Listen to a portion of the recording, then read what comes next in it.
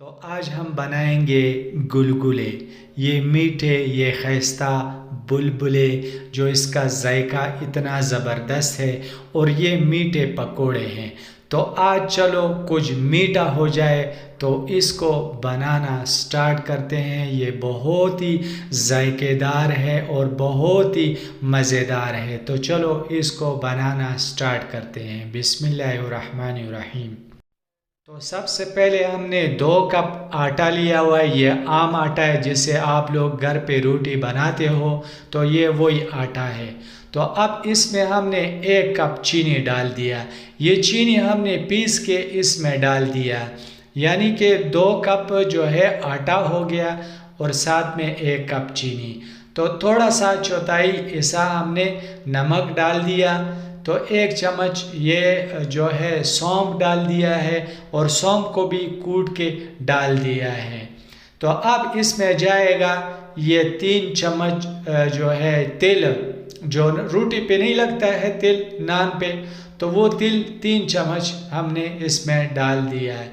तो इसको मिक्स करना है। तो अब इसमें हमने थोड़ा सा सोडा डालना है। थोड़ा सा इतना चौथाई सा आपने सोडा इसमें डाल देना है और अब इसमें पानी डाल के इसको बनाना है। जिस तरह आप पकोड़े का आटा बनाते हो तो उसी तरह से ये बनता है। तो इस तरह से हम इसमें ज़्यादा पानी नहीं डालेंगे और इतना ही पानी डालेंगे कि जो बिल्कुल गाढ़ा सा हो।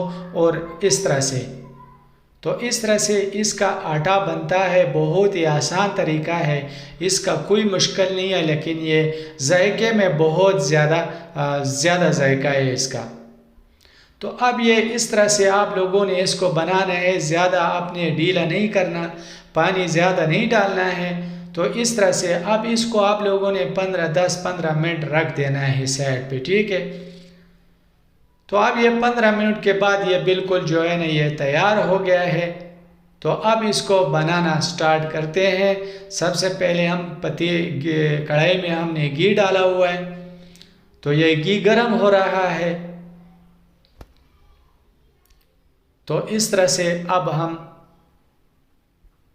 जो है ना इसको बनाना स्टार्ट करते हैं। तो इस तरह से आप लोगों ने थोड़ा थोड़ा करके इसमें डाल देना है घी में।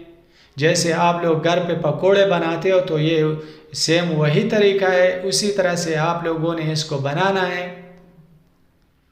तो इस तरह से थोड़ा थोड़ा करके आप लोगों ने डालना है। जिस तरह पकोड़े का साइज़ है तो यही बुलबुलों का भी तो यही साइज़ है।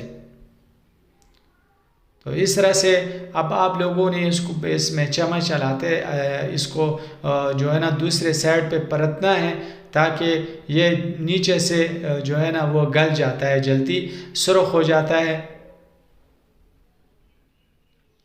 तो इस तरह से इन सब जो है बुलबुलों को इस तरह से दूसरी साइड पे परतना है, ताकि नीचे से ये जल न जाए।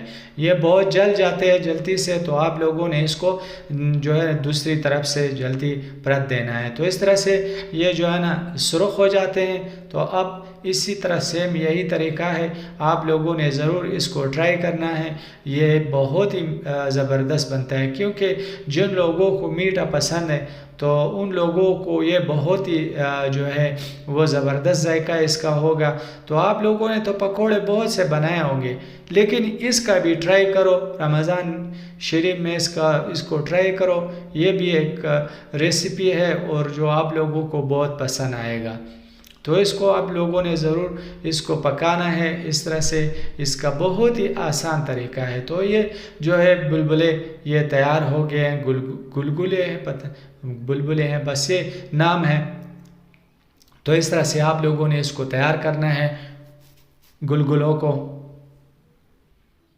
ये तैयार हो गए हैं। तो आप लोग ज़रूर इसको ट्राई करें। आप कमेंट्स में बताएं कि आपके बुलबुले वो किस तरह बने हैं। ज़रूर इसको ट्राई कर देना है। तो ये माशाल्लाह देख सकते हो गुलगुले बिल्कुल तैयार हो गए हैं।